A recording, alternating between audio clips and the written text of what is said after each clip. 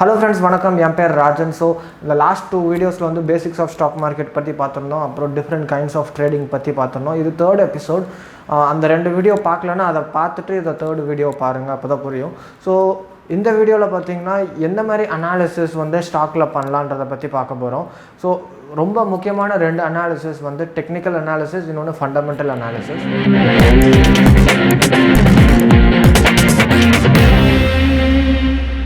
So கம்பெனியை வந்து 2 விதமாக அனலைஸ் பண்ணுவாங்க. ஒன்று பார்த்தீங்கன்னா ஃபண்டமெண்டல் அனாலிசிஸ், இன்னொன்று பார்த்தீங்கன்னா டெக்னிக்கல் அனாலிசிஸ். ஸோ நம்ம ஃபஸ்ட்டு ஃபண்டமெண்டல் அனாலிசிஸ் பற்றி பார்த்துருவோம்.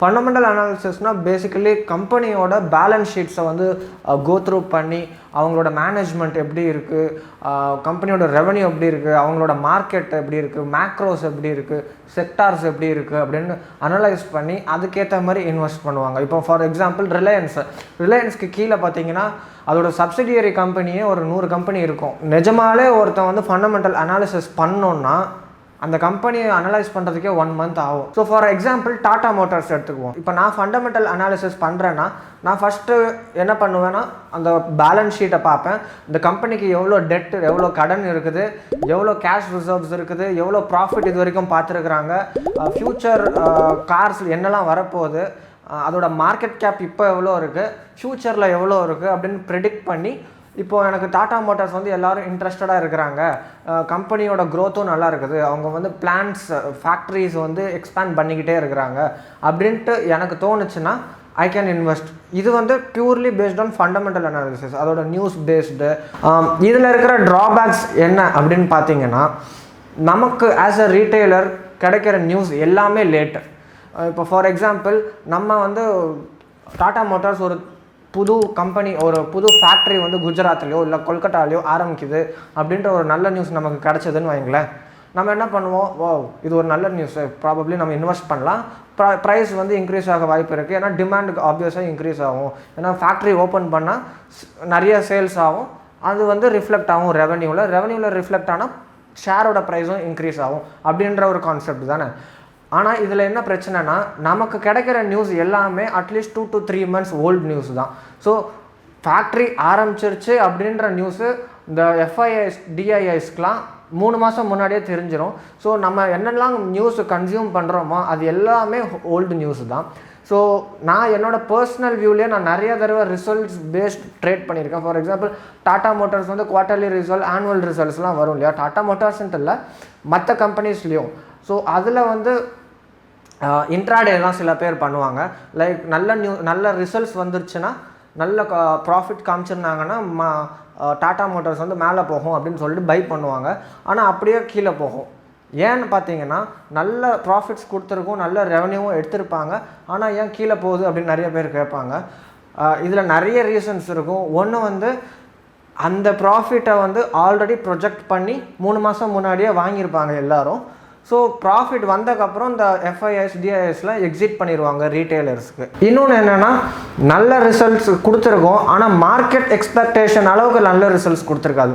ஸோ அந்த காரணத்துக்குனாலையும் கீழே வரும். It didn't meet the expectation அப்படின்னு சொல்லுவாங்க. மார்க்கெட்டோட எக்ஸ்பெக்டேஷன் எவ்வளோன்றதையும் ஃபஸ்ட்டு சொல்ல மாட்டாங்க. ஸோ கீழே விழுந்ததுக்காக அவங்க ஒரு ரீசனை தேடுவாங்களே தவிர, ஓகே இந்த ரெவன்யூ வந்தால் கண்டிப்பாக மேலே போகும், இந்த ரெவன்யூ வந்தால் கீழே போகும் அப்படின்னு எதுவுமே சொல்ல மாட்டாங்க. நான் மார்க்கெட் முடிஞ்சக்கப்புறம் இது வந்து ஒரு மார்க்கெட் எக்ஸ்பெக்டேஷன் வந்து ஜாஸ்தியாக இருந்துச்சு, ஆனால் அந்த அளவுக்கு இது ப்ராஃபிட் காமிக்கல, அதனால தான் எனக்கு கீழே விழுந்துச்சு அப்படிம்பாங்க. ஸோ நியூஸ் பேஸ்ட் பண்ணி ட்ரேட் பண்ணுறது வந்து பியூர்லி கேம்பிளிங் தான் என்னை பொறுத்த வரைக்கும். நியூஸ் பேஸ்ட் என்டையர்லி ராங் அப்படின்னு சொல்ல மாட்டேன். நீங்கள் லாங் டேர்ம் பண்ணுறீங்க இல்லை ஸ்விங் ட்ரேடிங் பண்ணுறீங்கன்னா it is okay to an extent. But நீங்கள் இன்ட்ராடே பண்ணுறீங்கன்னா நியூஸை தயவு செஞ்சு பார்க்காதீங்க. Purely based on price action, அதாவது டெக்னிக்கல் அனாலிசிஸ் தான் நீங்கள் ஃபாலோ பண்ணணும். நம்ம ஏன் டெக்னிக்கல் அனாலிசிஸில் ரிலை பண்ணுறோன்றதை நான் இப்போ சொல்கிறேன். டெக்னிக்கல் அனாலிசிஸ்னால் இந்த சார்ட்ஸ் தான்.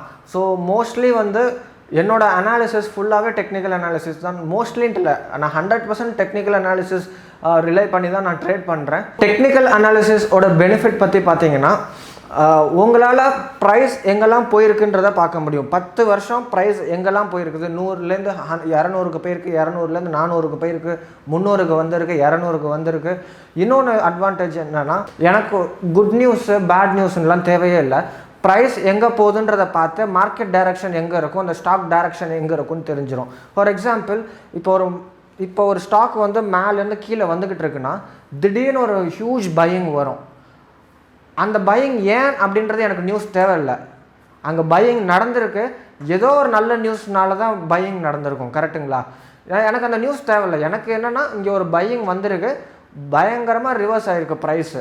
இது வந்து ஒரு நாளுக்குன்ட்டு இல்லை, இப்போ ஒரு வாரத்துக்கு ஃபுல்லாக யாராச்சும் வாங்கிக்கிட்டே இருந்தாங்களும் என்னால் பார்க்க முடியும். ஒரு மாதம் ஃபுல்லாக வாங்கிக்கிட்டு இருந்தாங்களும் என்னால் பார்க்க முடியும் டெக்னிக்கல் அனாலிசிஸில். ஸோ ஒரு மாதம் முழுக்க யாரோ ஒரு ஸ்டாக்கை வாங்குறாங்கன்னா, ஒரு ரிவர்சல் இருக்குதுன்னா ஏதோ ஒரு நல்ல காரியம் இருக்கும் இல்லையா, ஏதோ ஒரு நல்ல நியூஸு. ஆனால் அது எனக்கு தேவையில்லை.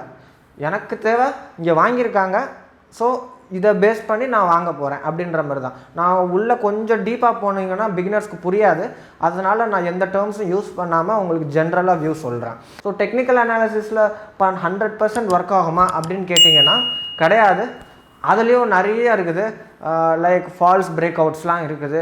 அதில் தான் பற்றி நம்ம நிறைய பார்ப்போம். அதுதான் நிறைய ஸ்ட்ராட்டஜிஸ் இருக்குது, அதை பற்றி தான் நம்ம கற்றுக்க போகிறோம். டெக்னிக்கல் அனாலிசிஸ் பேஸ் பண்ணியே நீங்கள் இன்ட்ராடே பண்ணலாமா அப்படின்னு கேட்டால் கண்டிப்பாக பண்ணலாம். ஸ்விங் ட்ரேடிங் பண்ணலாமான்னு கேட்டால் கண்டிப்பாக பண்ணலாம். லாங் டேர்ம் பண்ணலாமான்னு கேட்டால் அதுக்கும் கண்டிப்பாக பண்ணலாம்.